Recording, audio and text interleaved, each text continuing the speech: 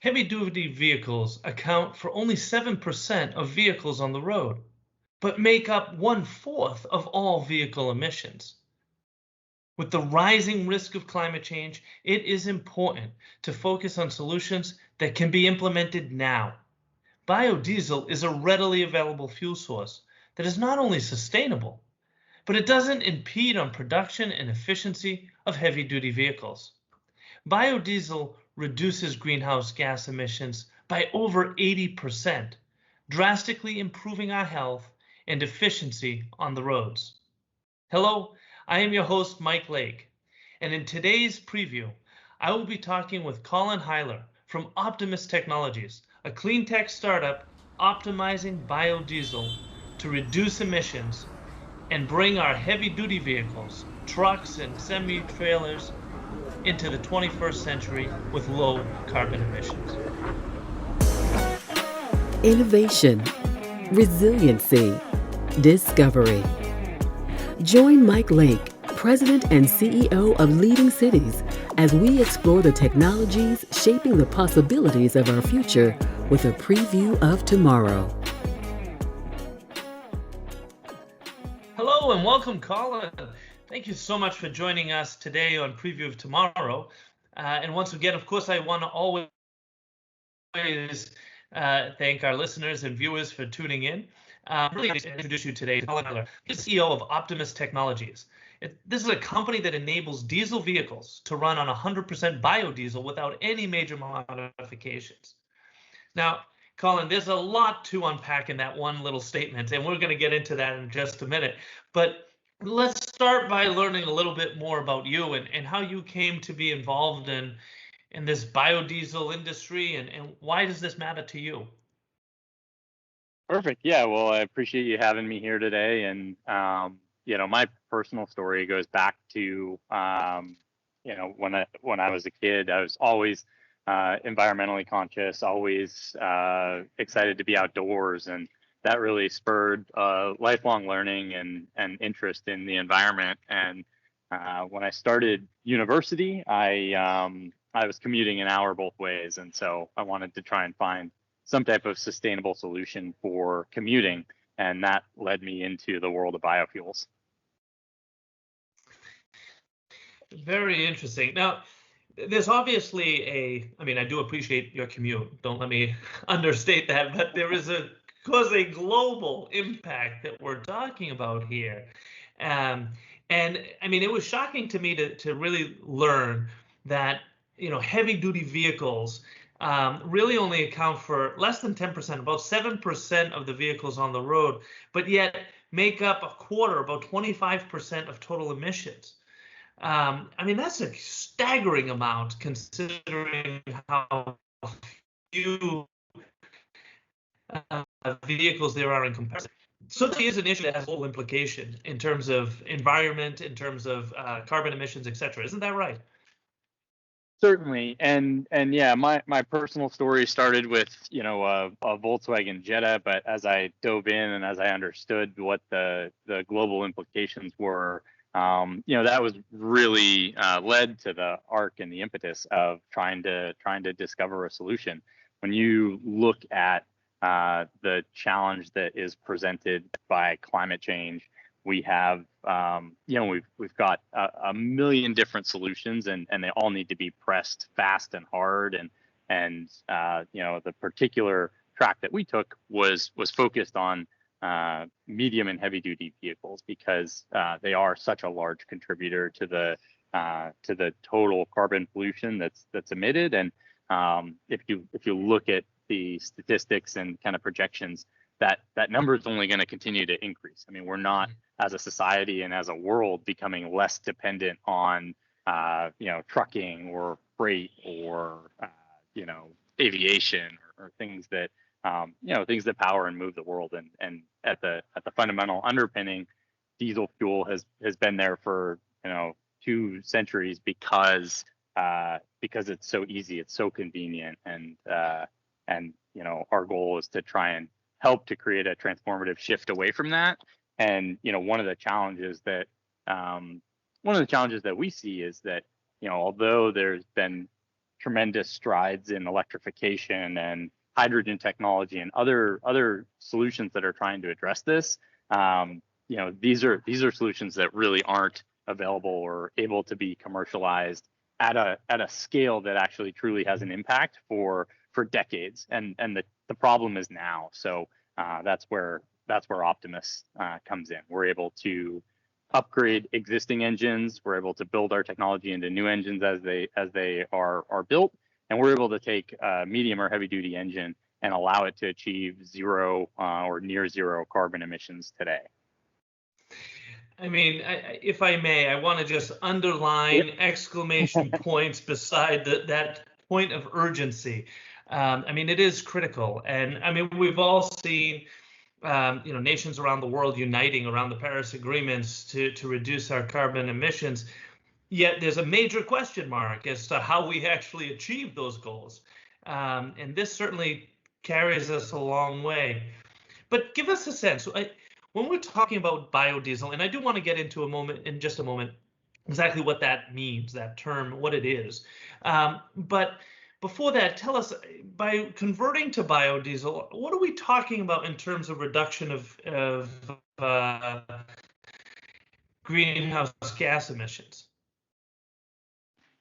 Yeah, so one of the interesting things, and this, it takes a little bit for people to wrap their heads around, but one of the interesting things about biodiesel is that the emissions that are generated from using biodiesel are all plant-based. They're all biogenic emissions. So if you look at take a step back and look at the full life cycle, the energy source for those fuels is actually solar, right? So you've got sun, you've got photosynthesis. Let's take it to a second or third grade science fair type of equation.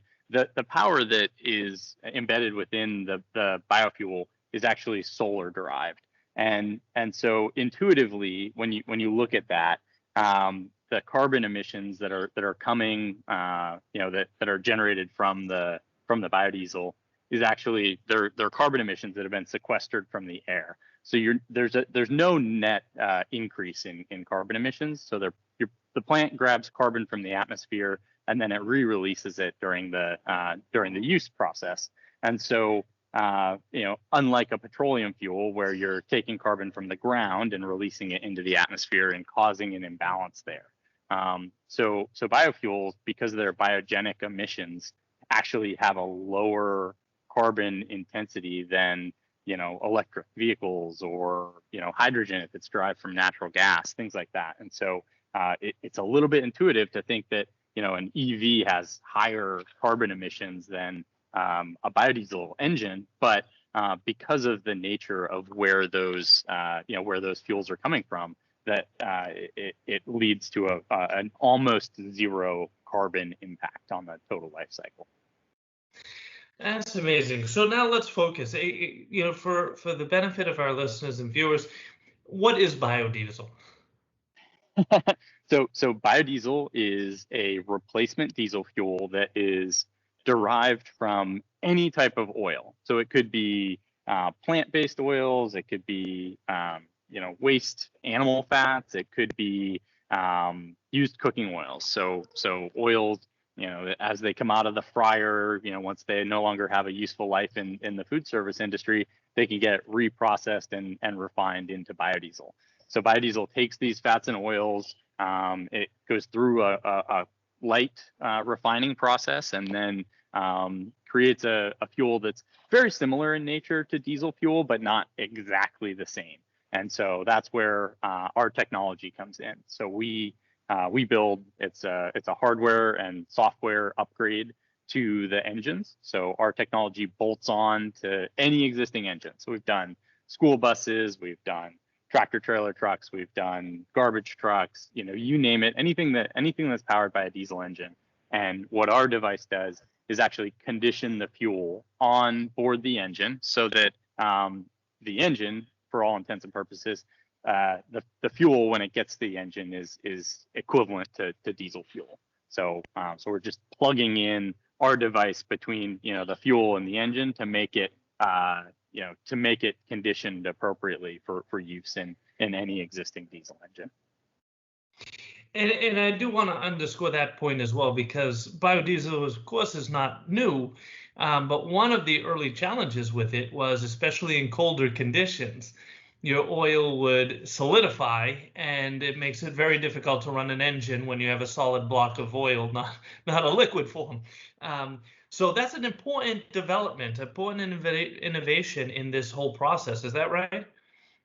That is certainly the case, and one of the things that has traditionally been the case for biodiesel is because it can be utilized in some manner, it gets blended today. So the predominant use of biodiesel today is blended, maybe 5% in with traditional diesel.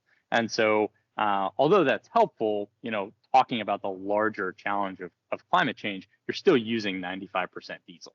And so our approach was, okay, how can we take this fuel that already exists, already has a large market, has large, infrastructure built around it, and go from 5% to 100%. And that's where our device plugs in. And you're totally right, in circumstances where you have cold weather operations, that fuel is going to be like it'll be like a bottle of olive oil in the refrigerator. It could be solid when the vehicle starts up. And so, part of our technology allows that fuel to be conditioned for proper use. Of course, having that infrastructure to recharge. How is that infrastructure solved, or that challenge solved with infrastructure for biodiesel?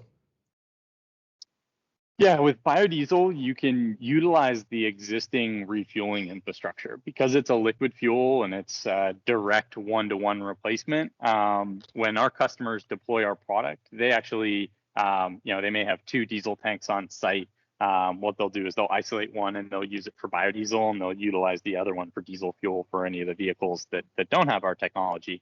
And what that does is allows us overnight to leverage the past 200, well, maybe not quite that long, the past 100 years of aggressive commercial development in terms of refueling and globalization. So, anywhere in the world you go, there are diesel stations, predominantly throughout, any country. And so tomorrow, if necessary, right, we could integrate and start to transition those to be biodiesel stations. And that's one of the fundamental advantages versus any other type of new technology, that we're not starting from scratch. We've got a 100-year head start. We're just leveraging the investments that have already been made. Which makes perfect sense. Now, tell me, what impact have you already seen? You mentioned you've already done garbage trucks and school buses, etc. What is the impact at this stage? Yeah, so we as a company have been around for about 10 years. Only within the past 3 have we really seen rapid commercialization. And our technology today is integrated in the purchasing decision for cities like Washington, D.C. So because, again, they did the assessment of other technologies, they've used our technology for a while, they really made the calculus that from a cost to carbon reduction standpoint, there's no better way to achieve their emission reduction goals and targets. So every new heavy duty truck that they purchase is equipped with our technology. So, today we've got about 50 trucks in operation with the city of Washington, D.C., but we'll have about 130 by the end of the year. And other major cities like City of Chicago, their parks district is using our technology. Private carriers, and so we've been very focused on the U.S. to date, but as we accelerate rapidly, we're looking globally at where our technology can be most applicable and how we can leverage existing infrastructure. So our goal is to be the solution for cities and private carriers, anybody moving freight in a medium or heavy duty diesel engine. And, outside of the fact that, the infrastructure for electrification doesn't exist today, the applications that we target are so incredibly difficult to electrify because they're carrying significant weight over long distances, or, they've got punishing jobs like, plowing snow or hauling refuse. So one last question here is just that there's also health implications that we're talking about here, which I have to admit I did not fully appreciate. Just the impact that has on our health, and seeing that switching to biodiesel can create something like almost half, a 45% reduction in cancer risk, or even hundreds of thousands of fewer asthma attacks. So with that kind of an impact, not to mention, I think I read somewhere, and this might be a bit old now, but just Optimus alone has already offset over 1 million pounds of CO2 emissions from the air with early customers. Is that right? Yeah, that's absolutely the case, and every day that number is aggressively growing. I think the last time I checked our dashboard, we were at 1.5 million, and because of the volume of diesel fuel that we're offsetting, that number just accelerates very rapidly. But to your original question or comment there, biodiesel, because of the nature of the emissions, helps to reduce cancer risk. It reduces particulate emissions. There's a wide variety of both economic, environmental, and health benefits that come from utilizing biodiesel. And our goal, our vision, is to make sure anywhere there needs to be a diesel engine, and we don't think that everything needs to be diesel. We do see a solution, a place for electric and hydrogen and all of the above strategy. But anywhere there needs to be a diesel engine, we believe there needs to be an Optimus system. Well, perfectly put. So let me just ask this very last question, and I know we're out of time here, but let's assume everywhere that there needs to be diesel, there is an Optimus solution. What are we talking about in terms of your vision and for long-term impact? Yeah, so as of today, there's no reason any new engine needs to be built without an Optimus system. So that's one of our goals, is to make sure that we're integrating with the engine manufacturers to make sure that the technology is deployed. But again, one of the absolute advantages that we have is our technology can be put on any vehicle that's already in the field.